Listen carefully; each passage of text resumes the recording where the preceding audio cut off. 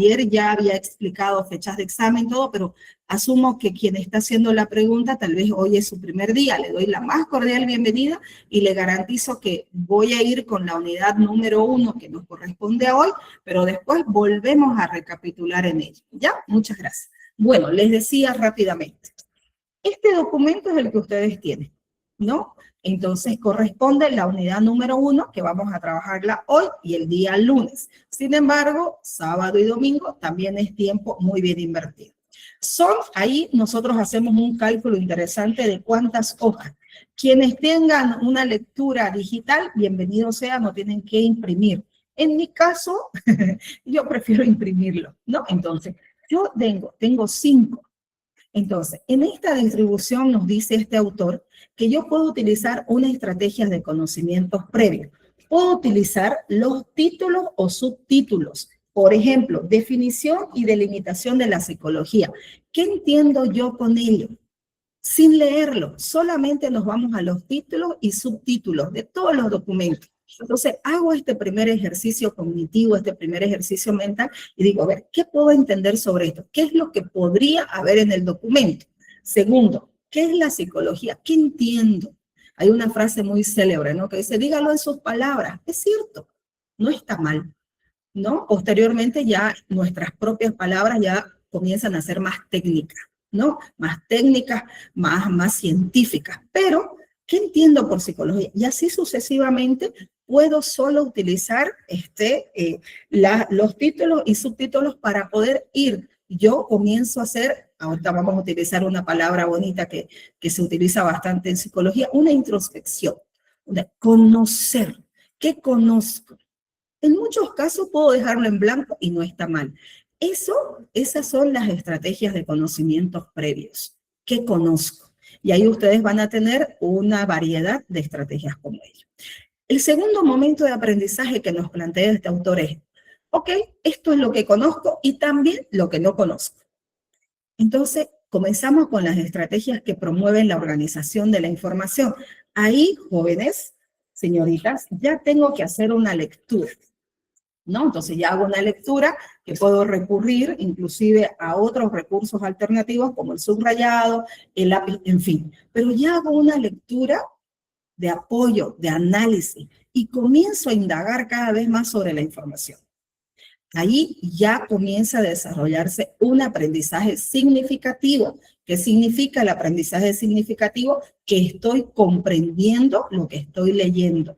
Que ese aprendizaje además no va a estar solamente en una memoria a corto plazo, sino va a ser a largo plazo y va a ser perdurable en el tiempo. Es decir, que de aquí a un tiempo me pregunten qué es psicología, yo voy a tener ya nociones mucho más específicas de su significado, porque ya he tenido un documento de apoyo científico respaldado que me va a permitir conocer esa realidad.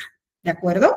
Y luego la última propuesta que nos hace este autor es que una vez que ya he hecho este proceso, no nos olvidemos, es un proceso individual, ¿no es cierto? Al trabajar mi estrategia de conocimientos previos y luego la de estrategias que promueven la organización, ya he hecho un proceso individual, ¿no? Entonces, una vez que hago todo esto y voy consolidando ese aprendizaje, puedo recurrir a estas otras estrategias que se las denomina este autor estrategias grupales.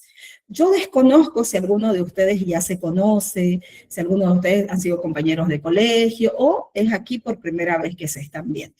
Puede ser que entre ustedes puedan hacer grupos de estudio o pueden hacerlo por fuera. Esa es una decisión muy personal.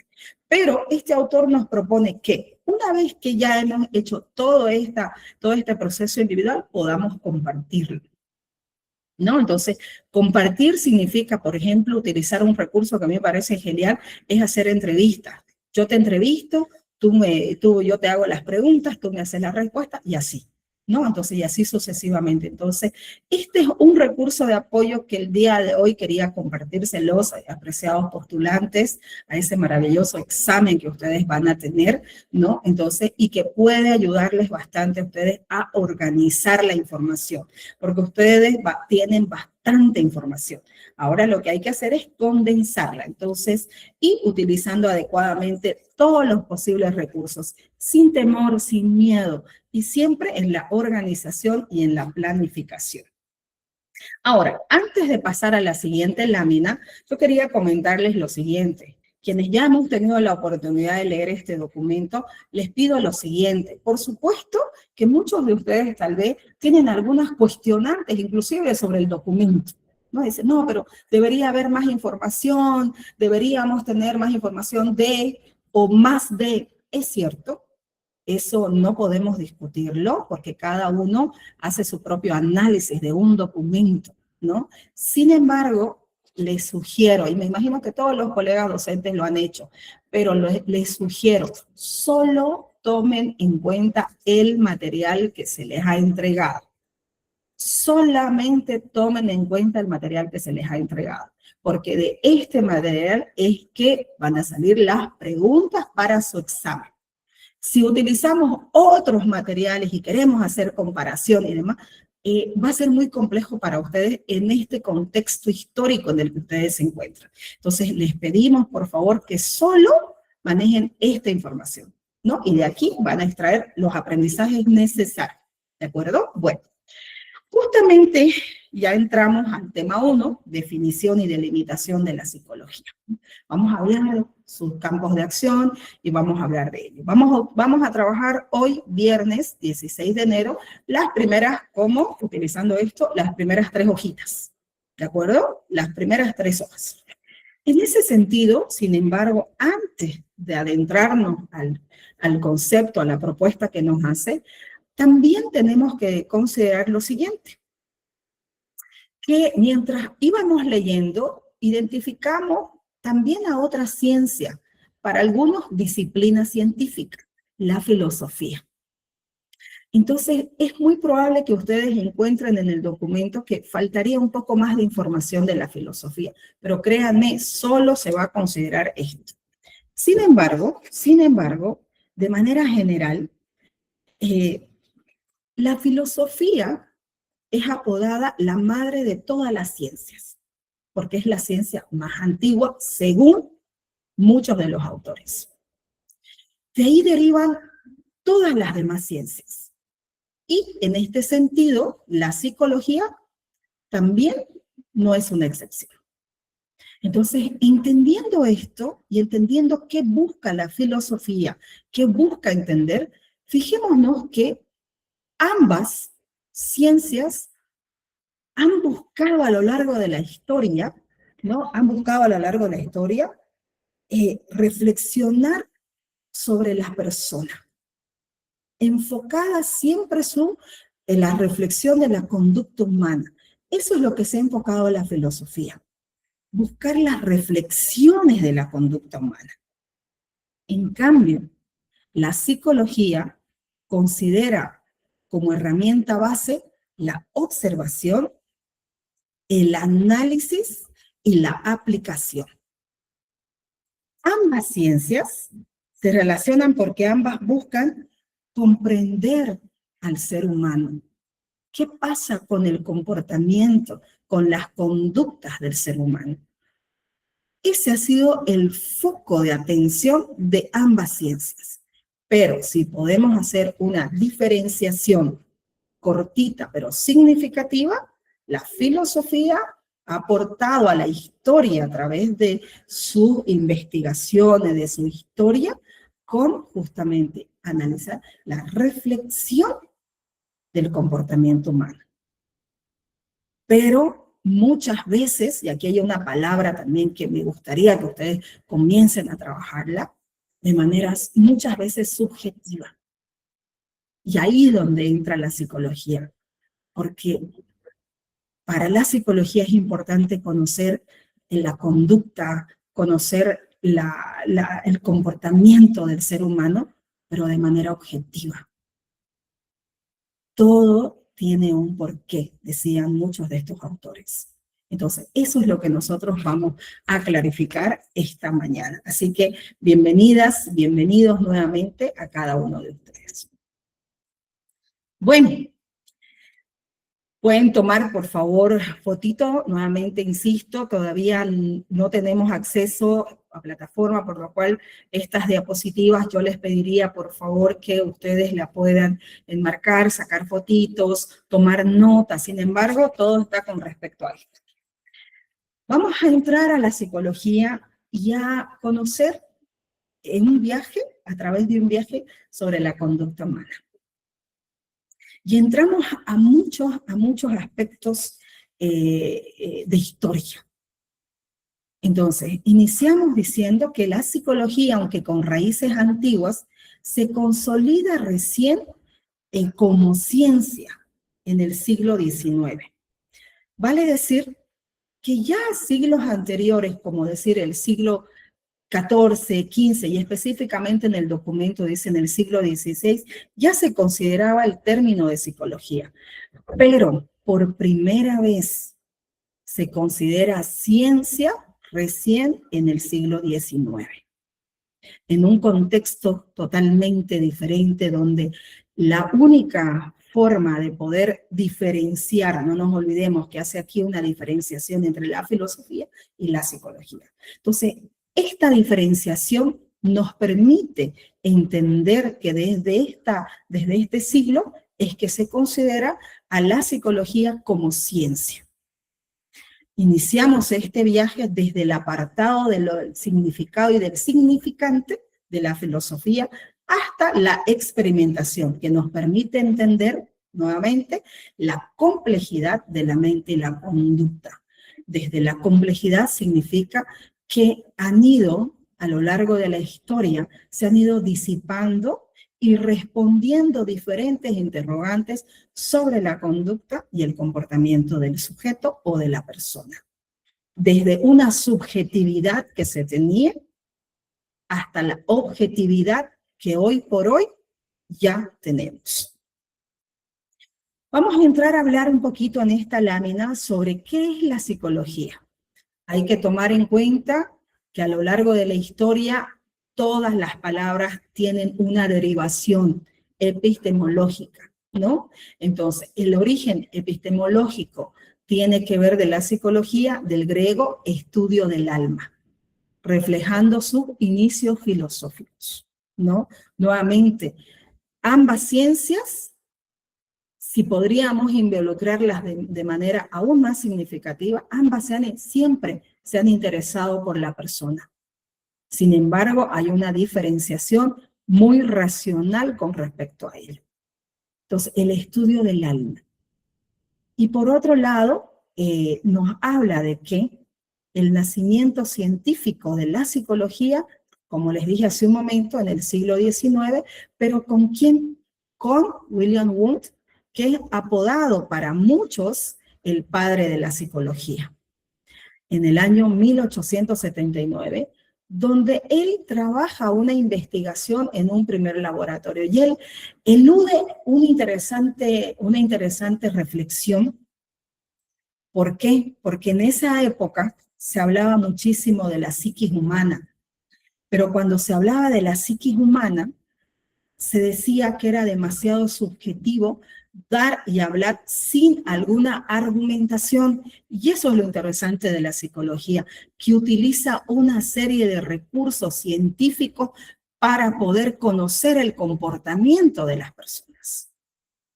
No podemos nosotros categorizarla a una persona solo por un rasgo de comportamiento. Nosotros necesitamos hacer una investigación, sí, el término es correcto, sobre esa realidad que está pasando la persona, el sujeto. Entonces, esto le lleva realmente a William Wundt a realizar una investigación bastante interesante que hasta el día de hoy, miren ustedes cuántos siglos han pasado, ¿no? Pero cuántos años, sobre todo, han pasado para que esa reflexión siga vigente. El comportamiento del ser humano no es solo un acto subjetivo e irracional. Tenemos que buscar la objetividad, por lo cual el objeto de estudio actualmente se define como la ciencia de la conducta humana y animal. Miren ustedes cuántos años han pasado para poder comprender que hoy por hoy la psicología no solo es una ciencia, sino que esta ciencia permite indagar en la conducta y en el comportamiento del ser humano y también animal.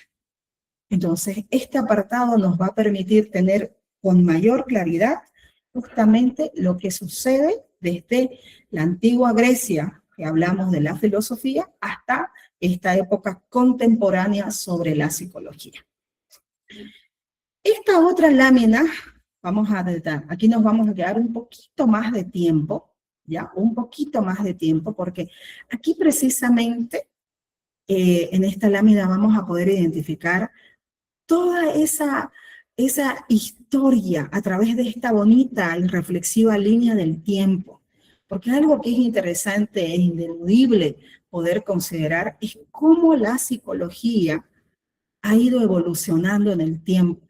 Pero ahí, apreciados estudiantes, también es importante que también tenemos, más allá de los juicios de valor, por favor, por los términos y otros aspectos que también se deben considerar, es qué cosa, que toda esta evolución de la historia de la psicología ha tenido que ver y ha sido fuertemente influenciada por los contextos históricos en el que nos encontramos, cómo se encontraba la sociedad en aquella época, ¿no? Por ejemplo, cuando hablamos del punto 1, la edad antigua, muchos de nosotros hemos estudiado historia y ustedes seguramente están recapitulando información, ¿no es cierto? Cuando una de las premisas, ¿no? ¿Quiénes eran llamados filósofos? Eran aquellas personas sabias. Era un término que se consideraba correcto en aquella época, ¿no? Entonces, todos los sabios de la época eran llamados filósofos. Eran aquellas personas que tenían más estudios que los demás. Eran aquellas personas que eran líderes innatos y que todas las personas que estaban alrededor suyo las seguían. Entonces, eso está ligado al estudio del alma, utilizando el término psiquis y logos, el estudio del alma y del cuerpo. Sin embargo, aquí hubo una primera discusión científica, siempre en el margen de lo científico, por favor, donde hace un momento yo les hacía reflexión. En la edad antigua, cuando se identifica el término psiquis, era un término que no se podía, no era posible identificarlo de manera objetiva. Entonces, la subjetividad en la edad antigua primaba. Entonces, y luego, en la Edad Media, se involucran muchas congregaciones religiosas, porque es una de las épocas más interesantes también de la historia con respecto a la relación que tiene el mundo del sacerdocio, el mundo de la espiritualidad, ¿no? Entonces, involucra aspectos de la espiritualidad para poder entender que esa psiquis humana estaba relacionada también con la espiritualidad. Entonces, también es una época muy interesante donde comienza ya aquí en la Edad Media a tener mayor influencia por los fundamentos religiosos y las explicaciones teológicas, ¿no? Recordemos que la teología también ha sido una ciencia que hoy por hoy también sigue vigente y que permite al sujeto, al ser humano, interiorizar en su espiritualidad. Entonces tenemos la relación de la psiquis desde esta subjetividad, pero también tenemos la relación de la espiritualidad, que conjugan de manera muy interesante para poder entender nuevamente, siempre entender por qué esta persona se comporta de esta forma, cuál es ese comportamiento que la persona tiene a partir de ello. La edad moderna, como no solamente fue la psicología, muchas ciencias, ¿no? Entonces teníamos mayor acceso a más información. Muchos precursores de la historia de la psicología comienzan a investigar. Y la investigación, no nos olvidemos que toda investigación nace de la curiosidad. ¿Por qué solamente tenemos que tener en consideración que estas personas se comportan de esta forma? ¿Por qué tenemos que condicionar a esa persona? Entonces comienzan a indagar y hacer, sí, ¿por qué no?, juicios de valor en una época en la que ya tenían mayores accesos a más campos literarios, los mismos espacios académicos tenían mayor acceso a más información y comienza a trabajarse en la edad moderna, el surgimiento del pensamiento científico, ¿no?, sobre la religión. Se comienza nuevamente a hacer cuestionamientos sobre esa realidad. No solamente podemos eludir al comportamiento de la persona, la conducta, desde un aspecto subjetivo e inacabado. Tenemos que recurrir a herramientas científicas que nos van a permitir definitivamente identificar cuál es esta situación. Por eso a mí me gustaría que por favor ustedes también hagan este ejercicio rápido de mirar no solamente las palabras, sino también mirar las imágenes que hemos identificado aquí.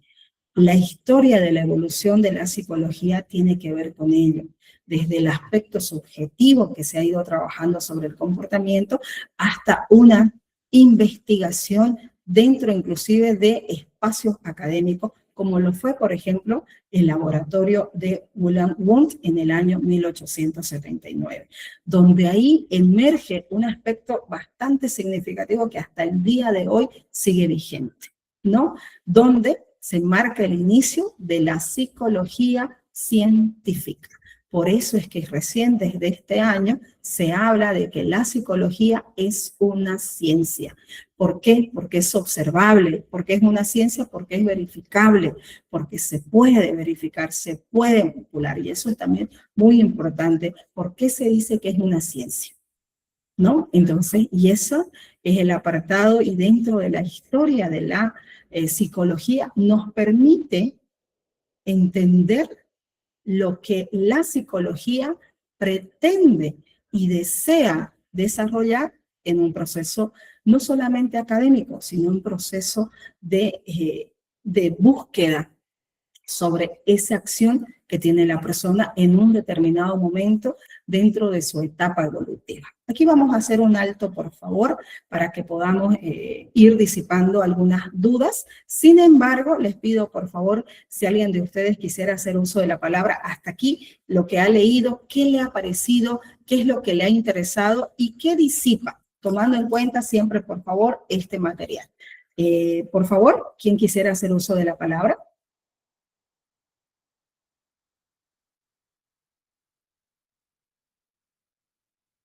Bueno, entonces con los emojis, por favor, les pido para que yo también vea el termómetro de comportamiento, se está entendiendo, si vamos aprendiendo juntos sobre ello.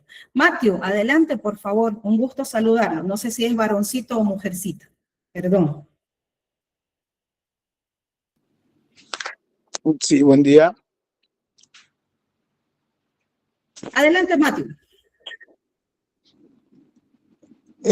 No, yo que quería ver más que todo, pensé que la psicología era más antigua y ahorita me estoy dando cuenta que no, la verdad, pero me parece que es una ciencia relativamente nueva, ¿no? Porque si hablamos de filosofía, Sócrates y Platón vienen de 450 antes de Cristo, ¿no? Entonces eran pensadores muy, muy antiguos y la psicología es prácticamente relativamente nueva, ¿no? Es solo eso.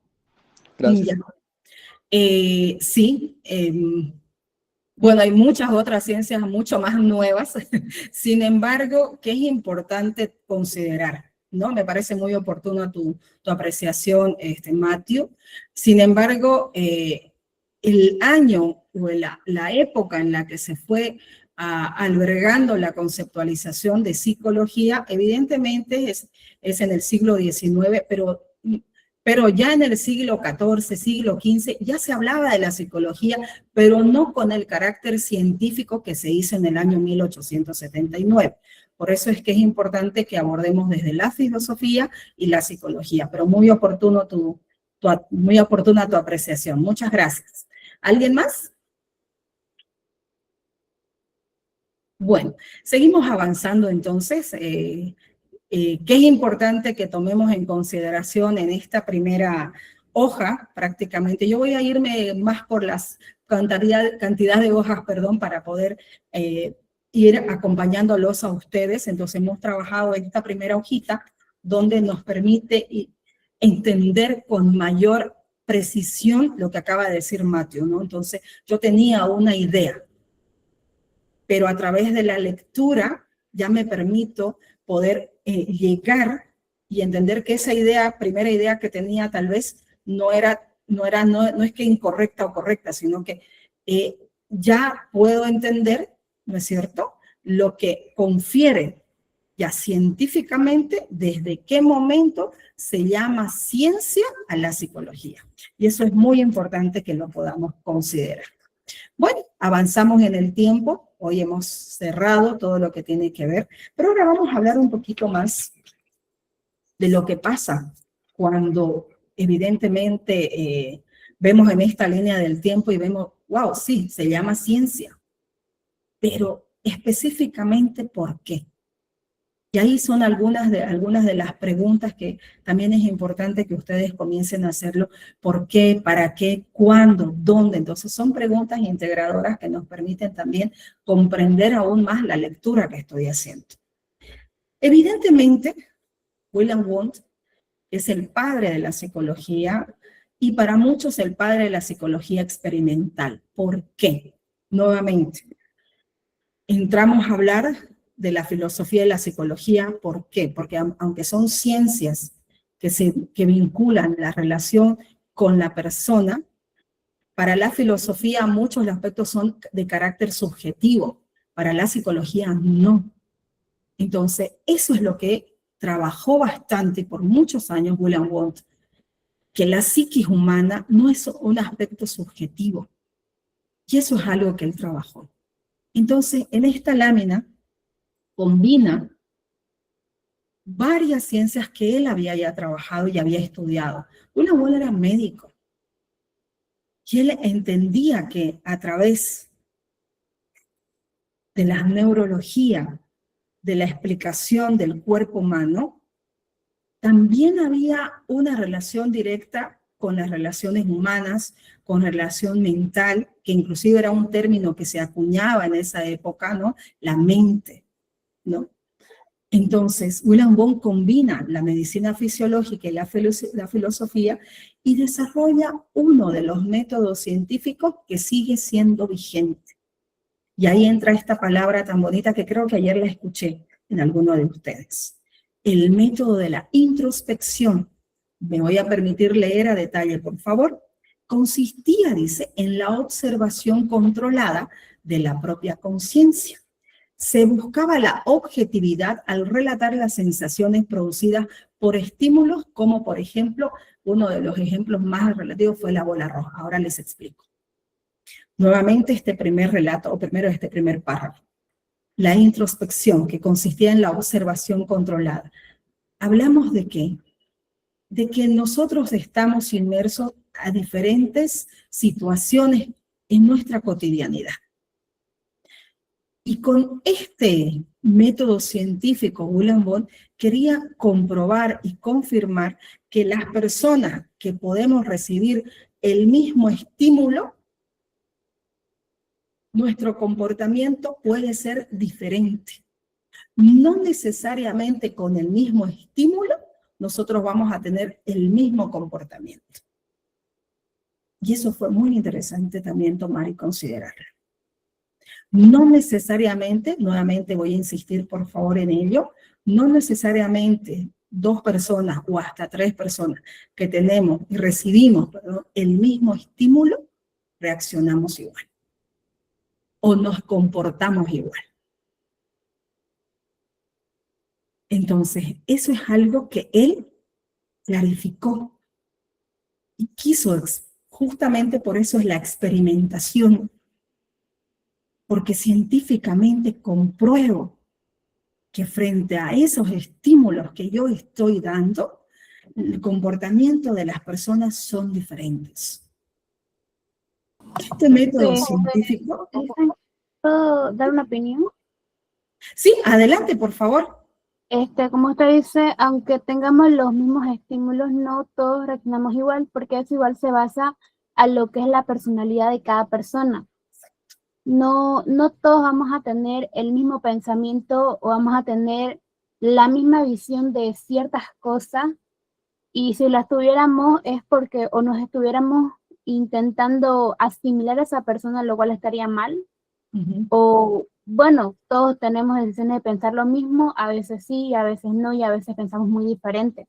Y es algo que, no me acuerdo qué filósofo lo representa, de que siempre hay que tener un pensamiento diferente a los demás, porque así todos tuviéramos los mismos pensamientos, las mismas palabras, no seríamos felices, no seríamos personas libres de mente y también de corazón.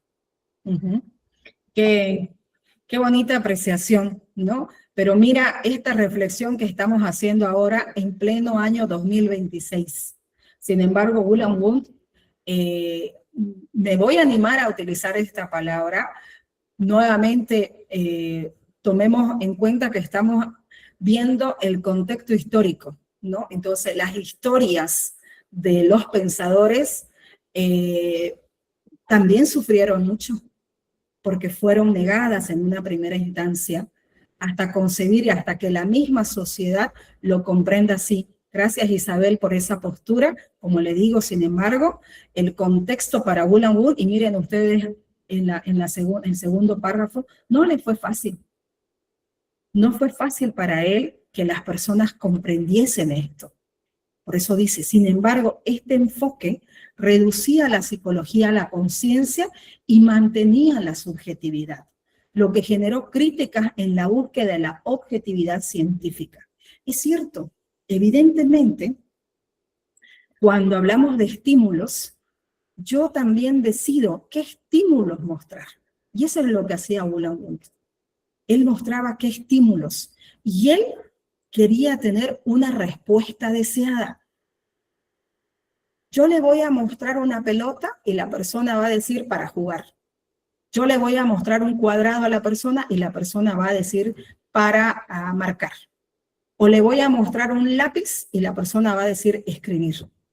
Eso fue algo que también se criticó bastante a este método que utilizaba William Wundt, porque también seguía siendo subjetivo.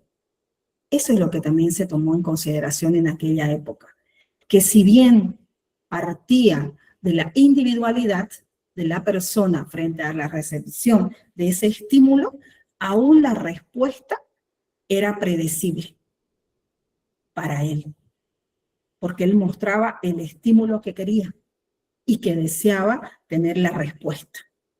Entonces fue para él también muy complejo entender esta individualidad que tenemos hoy por hoy en pleno siglo XXI, en pleno año 2026, y que de manera diferente nosotros analizamos, como lo hiciste tú, Isabel, y como estoy segura que el 100% que estamos en aula lo percibimos. Sin embargo, sí es importante que nosotros podamos ir en el tiempo y entender que ese contexto en el que vivían las personas y donde William Wundt comenzó, porque él es el precursor de la psicología experimental. Entonces, para él no fue fácil que la sociedad comprenda y que deje de lado la subjetividad, pese a que él también seguía siendo todavía con carácter subjetivo el significante. Lo que buscaba entonces, en la época, lo que se buscaba en este tiempo, era llegar a la objetividad científica, que podamos entender que el comportamiento humano, y que lo ha dicho tan bonito Isabel, es único. Y eso entonces es lo que nos permite hoy por hoy entender qué cosa. La diversidad de enfoques. Aquí quisiera hacer hincapié con lo siguiente. Yo les voy a pedir, vamos a hacer un pequeño ejercicio para entrar a esta lámina. Con los emojis, ustedes me van a decir a quiénes les gusta el color amarillo. Muchas gracias. Ahora te respondo, Fabiana. ¿A quiénes les gusta el color rojo? Gracias. ¿A quiénes les gusta el morado? Muy bien. ¿Y el negro? Muy bien. Ok, perfecto. Entonces, antes de explicar este ejercicio que acabamos de hacer cognitivo, vamos a responder algunas preguntitas, o tal vez no son preguntas, ¿no? Sino son reflexiones de lo que han estado leyendo para poder seguir avanzando. Adelante, por favor, quienes han estado, por favor, colocando. Alex, por favor, adelante.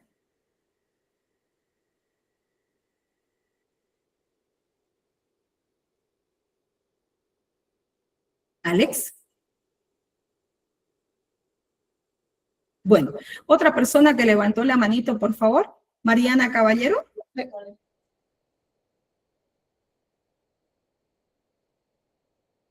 Ya, tampoco. Bueno, quien desea hacer uso de la palabra, es que yo vi como 6 manitos levantadas. Una consulta. Sí. Entre filosofía y psicología, en esa época, ¿cuál dominaba más o en qué momento hicieron esa diferencia? Oh, es una pregunta muy compleja. Sin embargo, te voy a responder desde la historia. La filosofía es mucho más antigua que la psicología. Estamos hablando de 400 antes de Cristo inclusive, ¿no? Entonces estamos hablando inclusive cuando yo ingresé les decía, la filosofía sigue siendo apodada la madre de todas las ciencias. Entonces, si hablamos de historia, la filosofía es una ciencia mucho más antigua que evidentemente la psicología, porque la psicología se concibe como ciencia recién en el siglo XIX, específicamente en el año 1879. No me animaría, mi estimada Laura, a decirte cuál de estas dos ciencias es mejor, no sé si te entendí bien. Sin embargo, ambos a lo largo de nuestra historia han sucumbido, ¿no es cierto?, en la explicación racional, eso sí, ¿no?, racional del comportamiento de la persona, ¿no? Con claras diferencias, por supuesto, pero que ambas han contribuido a la sociedad.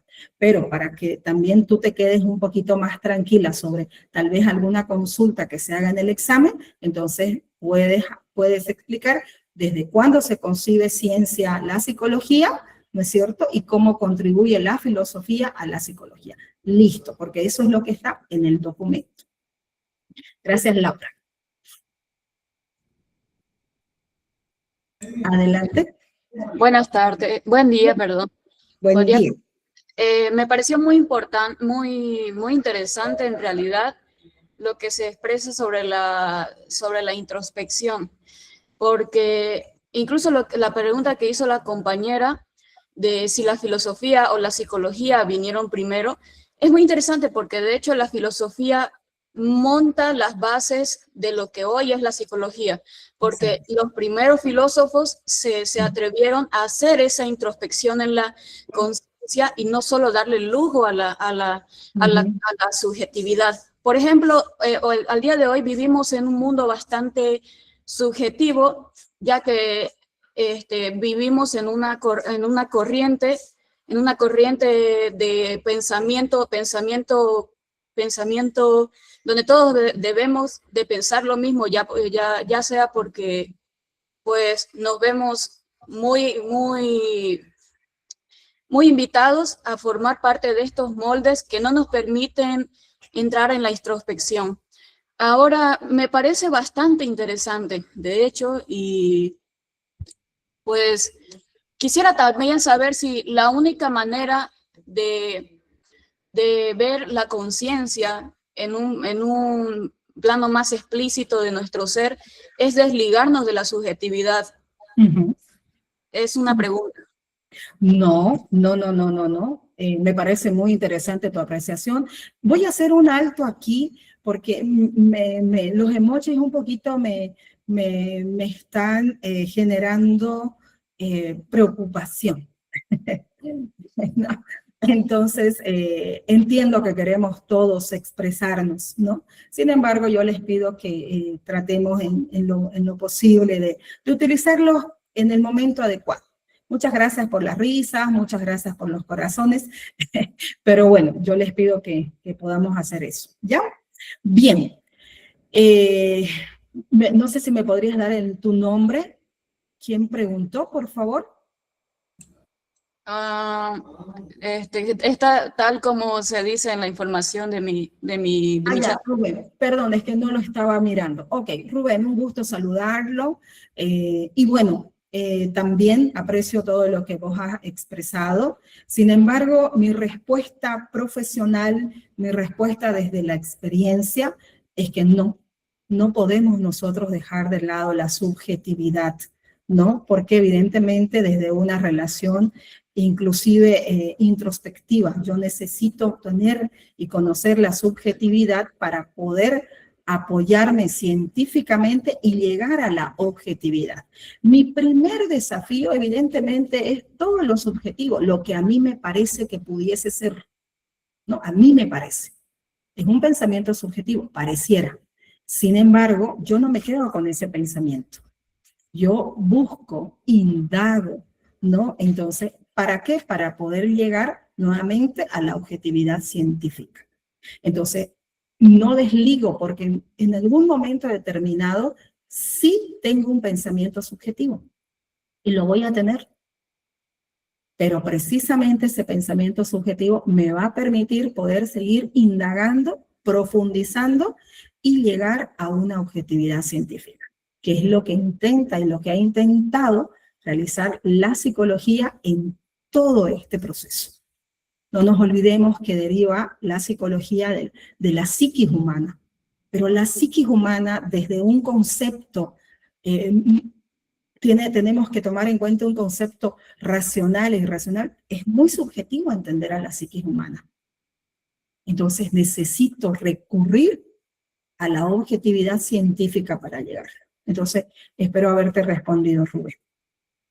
Muchas gracias. Sí, me ha respuesto bastante bien. Muy bien. Ahí, por ejemplo, apelo a lo siguiente, no es ir en contra, ¿no? La historia, la maravillosa historia nos permite entender que lo que hoy por hoy yo ya concibo, hoy, por ejemplo, 2026 decimos, bueno, la psicología sabemos que es una ciencia, lo veo en podcast, lo puedo ver en un dibujo, etcétera. Está bien, pero es el momento que hoy estamos viviendo. Pero también nos importa y necesitamos, porque nosotros nos estamos formando científicamente como profesionales, ¿no es cierto? Pero sí es importante conocer esa historia. ¿Qué pasa en ese contexto? ¿Por qué hemos llegado a? Y aquí viene esta diversidad de enfoques. Ustedes se van a encontrar con eso, una diversidad de enfoques que no son más que las corrientes psicológicas, en este caso de psicología propiamente dicho. Las diferentes corrientes por las cuales cada una de ellas nos representa científicamente un estado, una situación en particular de, ¿no? Entonces, eso también es muy importante que lo tomemos en consideración. No vamos a entrar, por favor, en una disyuntiva de cuál es mejor, cuál no, cuál debería ser.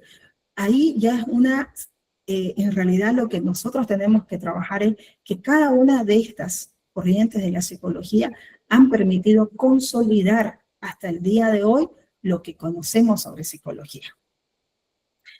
¿Por qué? Porque es objetiva y científica. Eso nos permiten las corrientes de la psicología, basadas en la comprobación rigurosa y medible. Subjetiva, porque es un estudio de la experiencia interna impersonal y cada uno de nosotros, lo dijo hace un momentito, creo que fue Lorena o Isabel, no recuerdo el nombrecito, perdón. Pero somos seres únicos.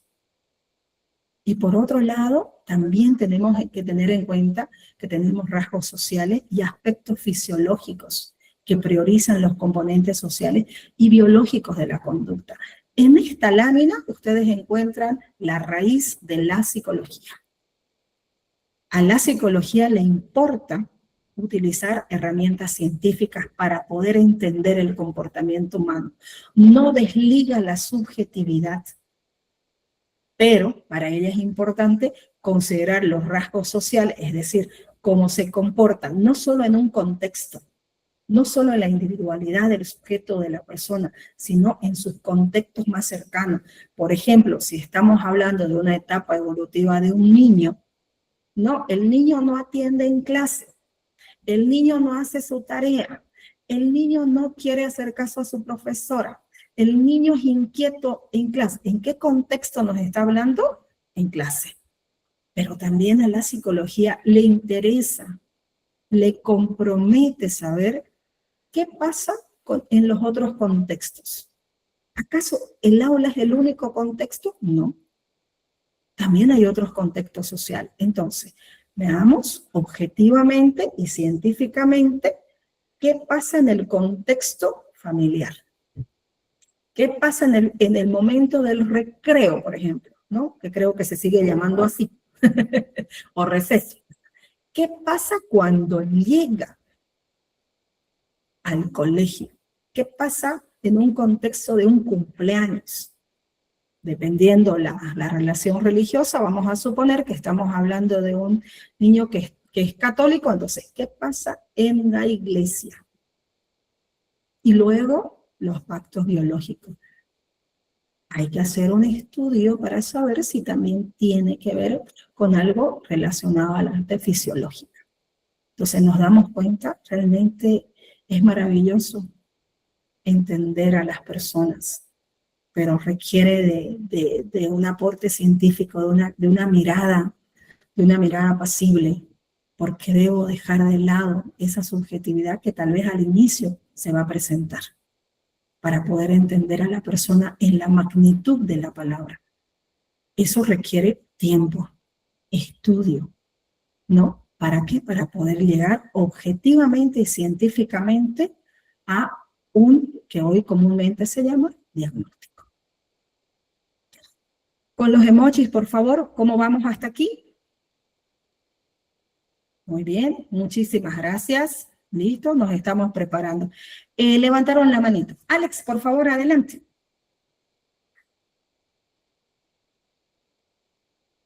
No, ok. Bueno, muy bien, vamos a seguir avanzando, por favor. Sí, esas caritas de preocupación, esas caritas, es muy interesante el mundo de la psicología como cualquier otra ciencia, ¿no? Pero hay que seguir alimentándonos de lectura y, bueno, con todo esto también vamos a seguir trabajando. Ahora vamos a ver en esta lámina esta individualidad que les decía. Dentro de este documento ustedes justamente hablan de las áreas de la psicología, ¿no? Y estas áreas de la psicología, si bien dice el texto, ¿no? El estudio de la relación del individuo, cada una de ellas tiene como base el estudio de la relación del individuo, el medio ambiente. Cada una de ellas puntualiza en uno y otro aspecto de esta interacción. Sin embargo, las áreas de la psicología o corrientes psicológicas, que también lo vamos a ir analizando, son totalmente individuales. ¿Por qué digo que son individuales? Porque cada una de estas corrientes, cada una de estas áreas de la psicología nos permiten de entender en qué contexto, sobre todo, las podríamos utilizar y por qué, para qué, cuándo y cómo. Entonces, yo quisiera partir en esta lámina haciendo la reflexión de lo siguiente. Si bien existe una sola concepción de psicología, existen muchas corrientes psicológicas que investigan el comportamiento de la persona utilizando herramientas totalmente exclusivas para poder disipar ello. ¿Qué pasa con el comportamiento humano? Por ejemplo, cuando hablamos de la psicología evolutiva, el mismo nombre lo expresa, supone la evolución, ¿no es cierto? Evolutiva a procesual. Automáticamente, yo les pido a ustedes que comiencen a discernir que ciertas palabras, ustedes con qué palabras inclusive lo asociarían. ¿Con qué, no solamente palabras, sino cómo asocio esa información con mi cotidianidad? ¿Qué significa? Si yo digo psicología evolutiva, yo puedo hacer una directa relación con la conducta. Eso es uno, pero todas las áreas de la psicología se relacionan con la conducta. Todas. Entonces, eso no me ayuda. 2, evolutiva. Si es evolución, sabemos que es perdurable. Entonces, automáticamente sé que esta psicología evolutiva se vincula a lo largo del tiempo. A lo largo del tiempo. Entonces, eso me permite discernir y entender y clarificar que voy a abordar diferentes etapas de la persona a través de su desarrollo evolutivo, respetando al infante, al adolescente, al puber y también al Flavia. ¿Hasta qué hora son las clases? Disculpen, 12 del mediodía, así que nos quedamos un buen ratito más. ¿Ya? Entonces, y nos queda clarísimo que entonces la psicología evolutiva estudia el comportamiento humano a lo largo de su etapa evolutiva. O sea, es perdurable en el tiempo. Desde el nacimiento hasta la madurez. Y ahí tenemos varios autores que contestan ello. Y dicen, la psicología evolutiva, ¿de qué trata? De estudiar el comportamiento de la persona, la conducta de la persona a lo largo de la vida, desde el nacimiento hasta su madurez. Eso nos permite entender que esto puede ser dentro de los contextos, ¿qué cosa? Educativos, sociales, etc. Entonces, es sobre todo entender como profesional en psicología, y ayer lo dije, que es una palabra tan bonita también que tenemos que comenzar a trabajarla cada vez más, respetar la diversidad y respetar la individualidad que tiene la persona. Por ejemplo, se dice, ¿no?, científicamente, siempre con carácter científico, por ejemplo, ¿qué pasa en un recién nacido? Cuando tiene hambre, que es una manifestación, y él utiliza su cuerpo para manifestar ello. Generalmente lo hacen a través del llanto, ¿no es cierto? O a través de las molestias o ciertos movimientos corporales que tiene. Por ejemplo, la psicología evolutiva en este caso, que estudia esa conducta, pero realmente desde el respeto a conocimiento de esa etapa evolutiva. Entonces, yo, persona adulta, entiendo que hay una necesidad, en este caso fisiológica, hay una necesidad que tiene el niño que satisfacer, que es el hambre. Pero el niño en esta etapa evolutiva, sabemos todos los que estamos aquí, que él aún su medio de comunicación lo tiene diferente a un adulto.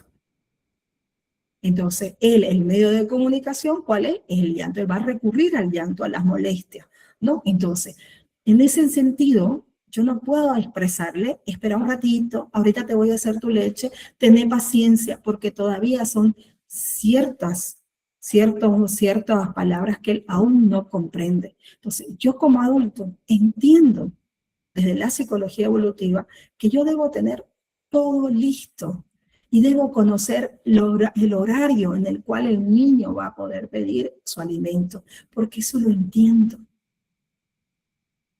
Entonces, para poder satisfacer esa necesidad. Luego, también entiendo que, por ejemplo, en otro contexto, por ejemplo, de niños que están en etapa infantil, por ejemplo, en un jardín de niños, y por ejemplo, vemos a Pedrito y Pablito, por favor, son nombres ficticios, ¿no? Pedrito y Pablito que están peleando por el mismo juguete. Por el mismo juguete. Yo puedo expresar y decirles, no, Pedrito, prestale a Pablito un ratito y vos, Pablito, también le vas a prestar después. Sin embargo, nuevamente, entender aquí, por ejemplo, que aún están en una de las etapas más egocéntricas.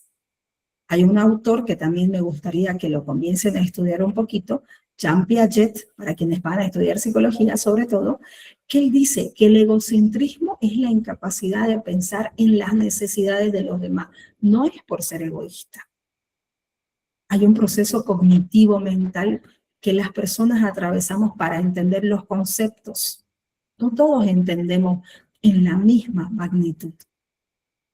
Entonces, niños de esta etapa evolutiva necesitan que seamos más concretos.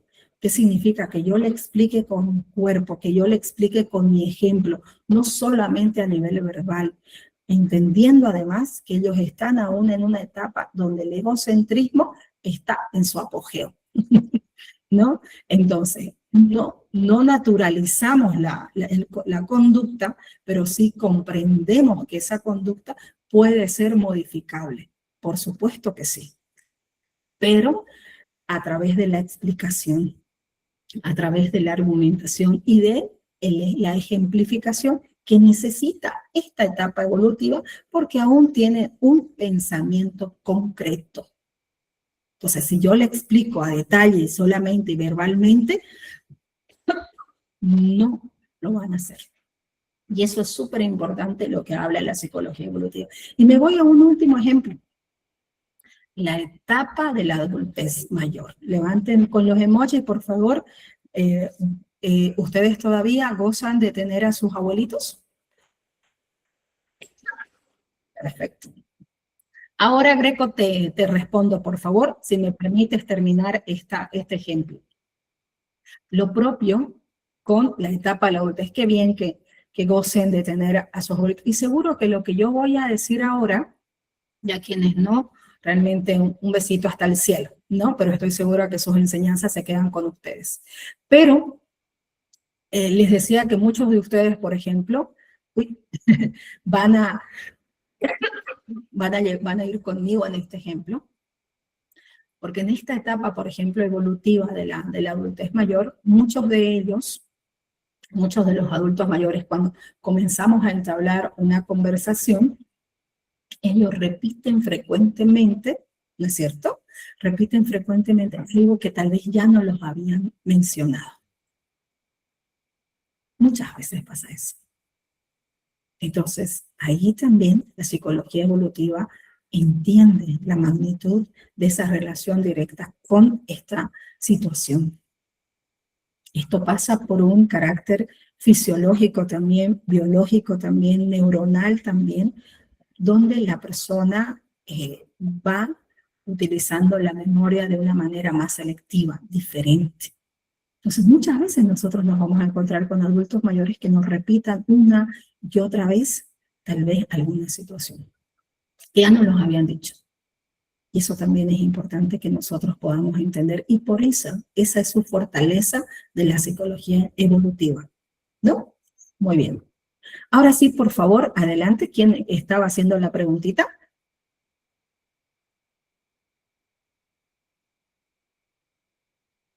Creo que era Dainor. Jorge Mauricio, por favor, adelante. Buenos días, Licen. Una duda tengo yo. Hace rato estaba mencionando dos puntos, el tema de la subjetividad y la objetividad. Ajá. Y quería saber si en esta área de la psicología evolutiva esos dos puntos van de la mano, digamos. Ya, te respondo. En todos, no solo en la psicología evolutiva. Y yo no utilizaría el término que van de la mano, ¿no? Precisamente por lo subjetivo, ¿no? Entonces, sí se involucran tanto en la psicología evolutiva como en la psicopatología. En realidad es parte de la psicología. Lo expliqué en esta lámina. Todas las corrientes psicológicas o todas las áreas de la psicología toman en cuenta el carácter objetivo científico, la subjetividad, pero también toman en cuenta el aspecto social y fisiológico. ¿De acuerdo? Entonces, sí, pero mantienen su individualidad, ¿no? Entonces, esa individualidad les permite discernir, y a nosotros que estamos estudiando la psicología, ¿cuál es esa individualidad? En este caso, la psicología evolutiva, desarrollo de la conducta a lo largo de la vida, desde el nacimiento hasta la madurez. Y así sucesivamente vamos a ir explicando cada una de ellas. ¿De acuerdo, Jorge? Ok, gracias, Licen. No, de nada, al contrario a ustedes. Bueno, ahora vamos a ir a hablar de la psicología social. Yo ayer les hacía referencia a un autor, uno de mis autores ¿sí? Me animo a decir los favoritos. Cada uno también en la medida que va aprendiendo, va conociendo a diferentes, van a mirar tantos autores que realmente va a ser tan bonito porque es todo lo que ellos han ido dejándonos como legado, ¿no? En ese sentido, este autor que habla de precisamente de la teoría sociológica cultural, ¿no? Lev Vygotsky, que yo les decía ayer, que él expresa que el aprendizaje es social, que el aprendizaje se vincula con otras personas, y esa es la riqueza del aprendizaje, pero siempre respetando el contexto social de la persona. En ese sentido, hay varios autores que hablan de la psicología social, que vinculan lo que acabo de decir. Si bien el aprendizaje se genera desde la individualidad, hay un proceso que nos permite también desarrollarlo con otras personas, dentro y respetando nuestros contextos sociales, culturales. En ese sentido, la psicología social contribuye satisfactoriamente para entender que hay una relación social con otras personas, que nosotros como personas siempre vamos a estar inmersas, ¿no? O vinculadas a grupos sociales. Hay una interrelación humana y hay influencias sociales que nos permiten desarrollar nuestra conducta.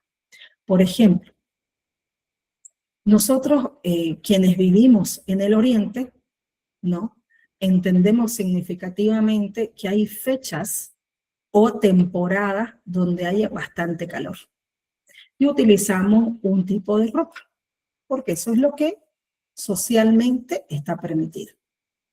Sin embargo, en otros departamentos, aunque haga calor, dependiendo la temperatura del ambiente, tienen otras conductas.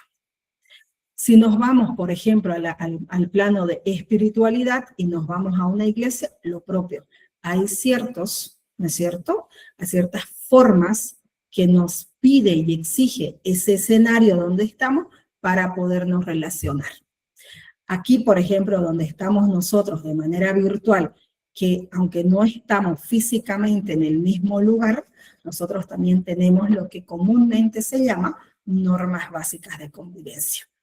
Eso es lo que nos permite vivir en una sociedad que respete la diversidad. Y la psicología social se encarga de ello, de poder establecer que esas normas básicas de conducta que tenemos las personas están vinculadas también a la relación, a la interrelación humana y a las influencias sociales que nosotros tenemos en nuestros diferentes contextos, ¿no? En los diferentes contextos. Entonces, eso busca la psicología social, comprender la conducta humana considerando su interrelación de las personas en los diferentes contextos sociales. Podemos entablar muchísimos aspectos de carácter complejo, inclusive jóvenes, señores, señoritas, señoras, con respecto a él. Probablemente nos vamos a encontrar con muchas conductas que tal vez nosotros no las entendamos por el contexto en el cual nosotros nos encontramos. Por ejemplo, en las comunidades, por ejemplo, menonitas, que tenemos muchas en Bolivia, no todas las mujeres asisten a la escuela. Cuando tal vez en mi contexto más cercano, como el de nosotros, por ejemplo aquí, yo no he identificado la cantidad de mujercitas que se están preparando para el examen, ¿no? Ni tampoco varones, pero eso no pasa en todos los contextos sociales. Y eso es lo que busca la psicología social. Conocer, indagar sobre esas situaciones, para poder entender de manera objetiva y científica ese, comúnmente se llama ese fenómeno social. Que no siempre, apreciados estudiantes, lo vamos a tal vez discernir. Tal vez, ¿cómo es posible? Yo puedo entrar hasta un juicio de valor, ¿cierto? Entonces, expresar, ¿cómo es posible que una mujer en esta época no estudie en colegio si yo me estoy profesionalizando? Evidentemente eso tiene un carácter subjetivo, pero la objetividad me dice que la psicología social me va a permitir indagar en por qué, cuál es la situación, e inclusive ver la historia de lo que ha sucedido con sus ancestros, su cultura, etc. Entonces, eso es muy importante que también nosotros lo entendamos. No siempre vamos a poder hacer juicios de valor. Es más, es muy complejo hacerlo. Pero sí vamos a poder entender que a través de cada una de estas áreas de la psicología vamos a poder entender la realidad de ese contexto social. ¿De acuerdo? Muy bien. Hasta aquí, ¿cómo vamos? Muchas gracias. Bueno, muy amable. Bueno, gracias, muchas gracias por la retroalimentación. Eso para nosotros también como docentes es muy importante que sigamos en esta conexión. ¿De acuerdo? Bueno, vamos a ir ahora a, yo digo, esta área de la psicología que sigue siendo desafiante. Seguramente ustedes han escuchado hablar trastornos, o hablar de la ansiedad, de la depresión, dice, ¿cómo? ¿No? Sin embargo, sí hay una área de la psicología que está en todo momento quiere comprender qué pasa, cuáles son las causas de la conducta de ciertas conductas llamadas problemáticas. ¿No? Entonces, ¿qué pasa con estos tipos de diagnósticos que se tienen sobre los trastornos, las situaciones de ansiedad, como les decía, de depresión? Entonces, ¿qué pasa con estas personas? Entonces, la psicopatología precisamente estudia las causas de las conductas llamadas problemáticas y a través de técnicas de intervención. La psicopatología, yo me animo hoy por hoy a expresarlo, que realmente se ha convertido en una de las áreas de la psicología que tiene mucho interés por propios y extraños. Cuando me digo propios y extraños, hablo de propios, estudiantes o profesionales del área de la psicología, y extraños hablo de otras profesiones que también lo pueden hacer. Para todos, para nosotros es tan importante conocer qué pasa con estas situaciones que aquejan y que no solamente involucran a la persona, sino que involucran también a su contexto social, a su contexto cultural, y que en muchas ocasiones complejizan su conducta cotidiana, ¿no? Por ejemplo, si estamos hablando de una psicopatología vinculada, por ejemplo, al miedo a algo, la persona va a sentir el ir a un lugar y que ese lugar le genere ansiedad, o le genere miedo, o le genere rechazo. Entonces, todo ello, la psicopatología se encarga de estudiar esas conductas que tenemos y que tienen personas en ciertos escenarios, ¿no? Entonces, eso también es muy importante que podamos comprenderlo, ¿no? ¿Había alguna persona, por favor, con la preguntita? No quisiera dejarlo pasar. Adelante. Dicen, o sea, que la psicopatología se da a entender un poco como los traumas de cada ser humano. También, por supuesto que sí. Le llaman psicopatologías o patologías, ¿no? Entonces, por supuesto, esta es el área que se encarga de identificar ellas. Entonces, y es muy importante tomarlo en cuenta. Muchas gracias, Brisel. Había alguien más, me parece, había 3 personas que estaban con la manito levantada. Nadie. Muy bien, bueno. Es un área, yo me animo también a decirlo, mi estimada Brisel, y para todos, muy compleja. Pero nuevamente utilizo este término que permite al profesional en psicología y quienes ahora estamos estudiando un poco más de la psicología, open your mind, abrir la mente y entender que la conducta del ser humano, ¿no?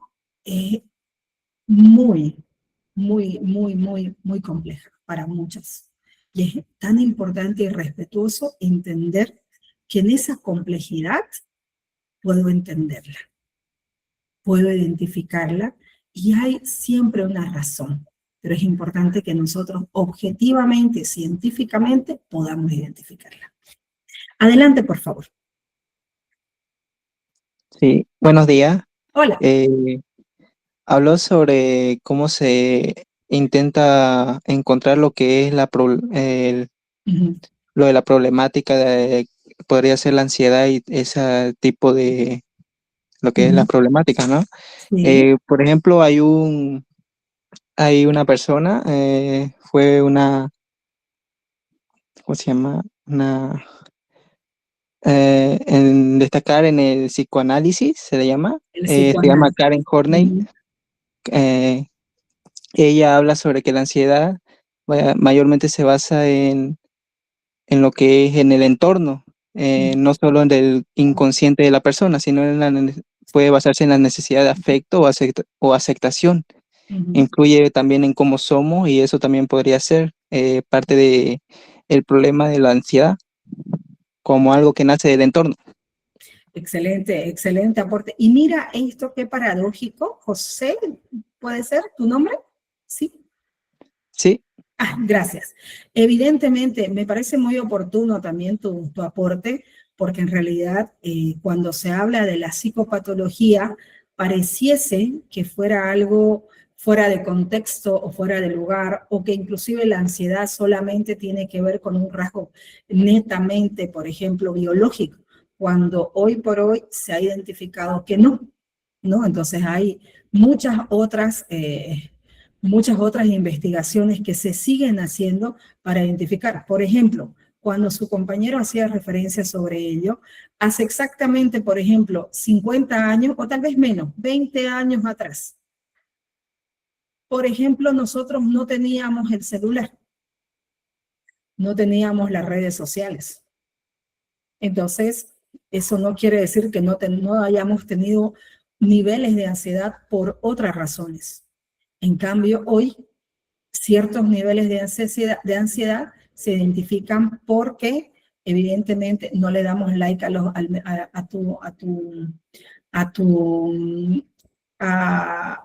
que es enviado a tu Facebook o a cualquier otra red social.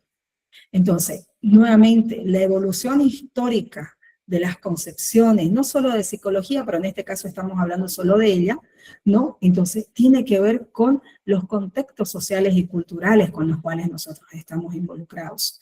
Yo fui maestra de jardín de niños cuando ingresé a la universidad, el año 2000. Pero mis niños que tenían, niños con todo respeto, por favor, ¿no? Entonces, pero los niños con los que yo trabajé cuando tenían 4 años, el año 2000, no son los mismos de hoy, el año 2026. Porque los niños con los que yo trabajaba no tenían acceso a una pantalla. Los niños de ahora tienen acceso a una pantalla. Y por favor, apreciados estudiantes, no estamos diciendo bajo ninguna perspectiva cuál es mejor. No vamos a entrar a una tela de juicio. Lo que sí es importante es que nosotros que estamos trabajando con carácter científico entendamos ello. Hay un contexto social, hay un contexto cultural. Desde cada uno de los aportes de la psicología, debe también la psicología y toda ciencia adaptarse, innovarse a las características que tenemos. Jean Piaget, que él trabajó, por ejemplo, la psicología cognitiva, él hablaba y sus investigaciones eran vinculadas al niño desde los 0 años hasta la edad adulta. Pero la gran pregunta y cuestionante fue, ¿pero acaso un gestante no es un ser vivo? Entonces ahí emergen nuevas investigaciones para hablar, sí, también la mujer gestante, también ese niño desde el momento de la concepción ya es un ser vivo, ¿no? Entonces ya es una persona, entonces, pero tiene otras necesidades, que no la estamos viendo, pero que sí la vemos. Perdón, me dicen que está mal la señal, ¿no se escucha? Se escucha bien, Licen. Ah, ya, muy bien, adelante. Entonces, eso es muy importante que nosotros lo podamos considerar, ¿no? Entonces, que cada teoría ha ido evolucionando y ha tenido que adaptarse en el tiempo. Ha tenido que adaptarse, como ahora. Entonces, hablar de la psicología evolutiva, de la psicología social, de la psicopatología, lo propio de la psicofisiología, que considera los diferentes cambios orgánicos subyacentes a los hechos psicológicos. Algo a nivel orgánico, algo está impidiendo que haya una conducta que debería tener, por ejemplo. Hay un niño, por ejemplo, que es tremendamente inquieto. Pedrito, otra vez nos vamos al curso de Pedrito. Pedrito no está quieto en ningún momento. Aunque se le pida por favor, aunque se le agarre la manito, aunque se le diga por favor quédate quieto, en fin. Entonces, la psicofisiología involucra, porque ahí es muy probable que nosotros nos estemos enfrentando o encontrando con una persona que tiene hiperactividad, que no es una enfermedad, es una condición neurológica que le impide muchas veces tener el control de sus propios movimientos, que puede llegar a tener una vida lo más normalizada posible, por supuesto, pero el carácter científico de la psicofisiología será utilizar herramientas científicas para investigar sobre el comportamiento, a través de test, etcétera, para poder indagar sobre esto, para ver si se trata de algo neurológico, algo biológico que esté incidiendo en ese comportamiento, en esa conducta. ¿De acuerdo? Entonces, esa es la relación con respecto a la clase de hoy. Entonces, con eso cerramos esta mañana. Siempre deseándoles a cada uno de ustedes, por favor, que sigan en este proceso de enseñanza, en este proceso de aprendizaje, que vean recursos también para poder comprender todo lo aprendido, pero siempre con la cautela. Siempre con la cautela, ¿por qué? Porque no nos olvidemos que hay un solo material, un solo texto del cual ustedes van a dar examen.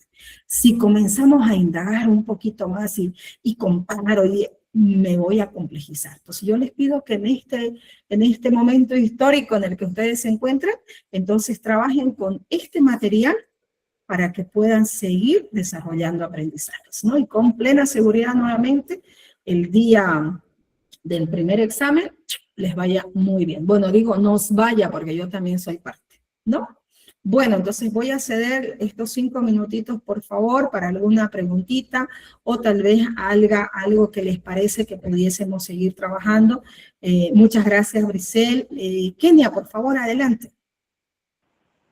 Muy buen día. Quisiera saber sobre en qué parte va sobre la psicopedagogía y sobre la psicología cognitiva. Ya, mira, te voy a responder con lo siguiente. No es para nada probable que te pregunten sobre la psicopedagogía, porque en el texto no está. Sin embargo, te puedo decir desde mi profesión, que soy psicopedagoga, que nosotros, nuestro objeto de estudio es el proceso de enseñanza y aprendizaje. Y que somos dos ciencias amigas hermanas, porque nos vinculamos. Y sí, por ejemplo, la psicopedagogía nace de la psicología educativa, por ejemplo. Pero eso es lo que te puedo decir. Te respondo por el cariño y respeto, pero no va a ingresar esta pregunta a su examen, ¿ya? Muchas gracias. Bueno, no, de nada, Kenny, ha sido un gusto. Voy a dejar de compartir y hoy con esto estaríamos culminando este segundo día de clases. Recordemos que vamos a tener, hoy iniciamos la unidad 1 y cerramos el día lunes, ¿no? Entonces, para que todos tengamos clarificado ello. Ruth, adelante. Profe, buen día. Disculpe, ¿cuál es la diferencia entre la filosofía y la psicología? Ya, lo había explicado hace un momentito. Son dos ciencias. La filosofía se relacionan porque ambas buscan comprender, aquí tal cual, al ser humano. Ya ambas ciencias, primero vamos a entrar a hablar de las dos. Tanto la filosofía como la psicología han tenido siempre el interés por conocer el comportamiento humano. ¿Cuál sería la gran diferencia? La filosofía reflexiona y cuestiona desde la subjetividad. En cambio, la psicología observa, analiza y aplica, utilizando sí la subjetividad, pero llegando a la objetividad científica. ¿De acuerdo? Entonces, eso es lo que yo te podría expresar, Joanny, para que tengas mayor certeza sobre esas diferencias, ¿no? Gracias, profe. Bueno.